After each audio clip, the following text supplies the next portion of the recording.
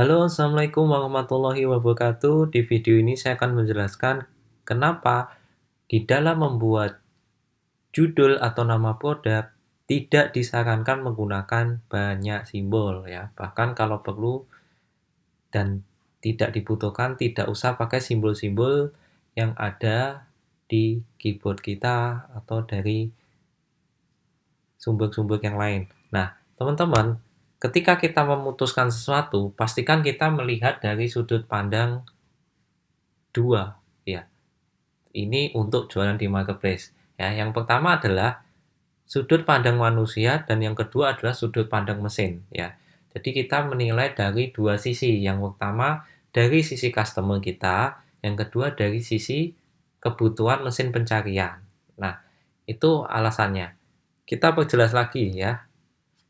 Nah, di dalam sudut pandang customer kita, mereka itu searching menggunakan simbol biasanya untuk seri laptop misal. Biasanya ada huruf strip. Kemudian untuk ukuran biasanya celana gitu kan. 3/4. Atau untuk menandakan jangkau usia, misal 1 sampai 5 bulan ya. Ini biasanya ibu-ibu yang mau beli pakaian itu, mau beli baju untuk anak bayi atau anaknya biasanya pakai usia. Nah, itu dari sudut pandang manusia. Nah, apabila customer kita merupakan tipe-tipe orang yang mengetikkan dengan cara menuliskan simbol ketika mencari, maka itu menjadi tidak apa-apa kalau teman-teman mau pakai simbol di judulnya. Ya, tapi pastikan simbol yang dipakai itu adalah yang dicari oleh pembeli. Jadi kata kunci yang ada di dalam nama produk kita, nama barang kita, sangat disarankan adalah yang dicari oleh pembeli. Ya, kalau tidak, jangan sekali-kali menaruh simbol di dalam judul atau nama produk kita. Itu yang pertama, yaitu dari sudut pandang manusia. Nah, kemudian kita bahas dari sudut pandang mesin ya. Jadi kita ketika mengoptimasi suatu judul, pastikan mengoptimasi juga menurut keinginan mesin pencarian yang ada di marketplace. Supaya apa?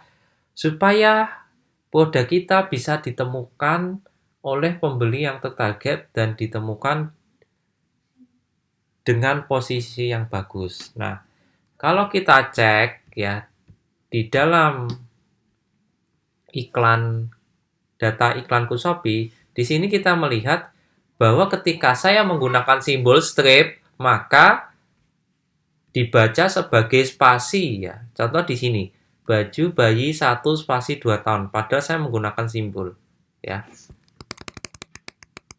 Kemudian yang lain misal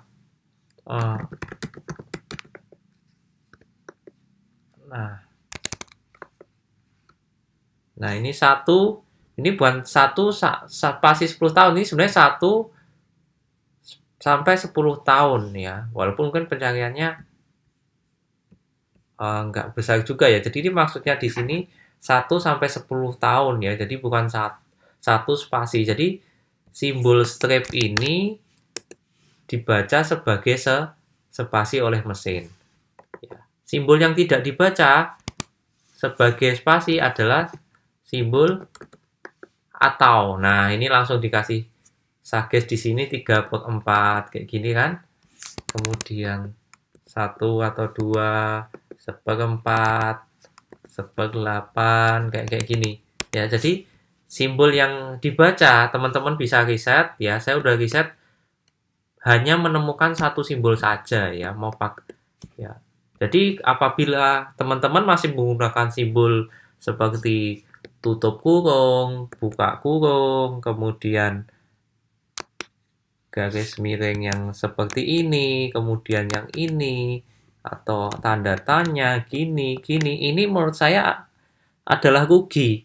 Teman-teman mendapatkan 100 karakter di dalam kotak pencarian, tetapi banyak terbuang untuk simbol-simbol yang memang tidak dicari oleh mesin ya.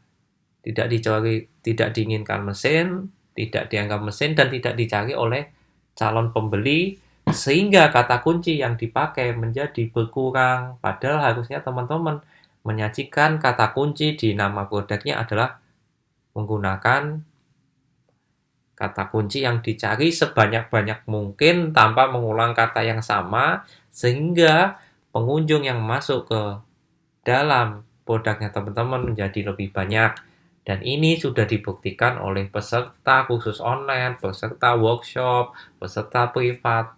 Ya, dengan memperbaiki judul mereka, dengan tanpa mengulang, dengan meminimalisir simbol, ya mereka sudah membuktikan banyak yang berhasil ya.